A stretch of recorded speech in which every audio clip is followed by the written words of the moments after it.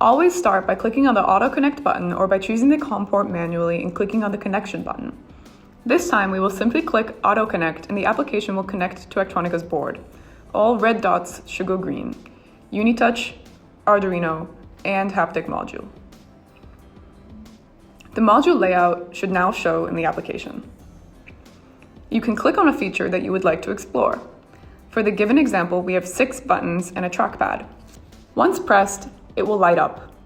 The settings shown below are also updated with the chosen feature. You can also choose from a list of interactions. This will produce the same effect.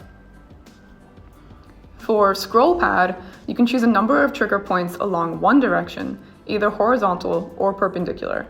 You can check a box to change the direction of the scroll settings. You can also change a signal by choosing from a list of effects available within the plugin. Choose one. We have chosen the Morlet Wavelet.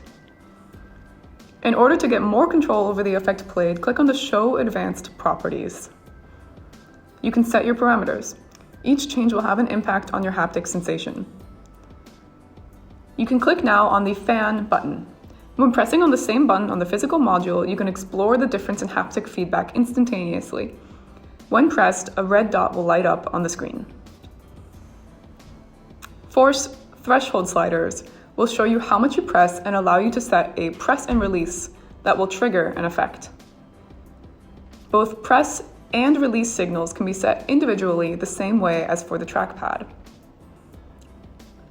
The setting of the whole panel can be saved in a JSON format and shared with your collaborators. Simply give it a name and save it on your hard drive.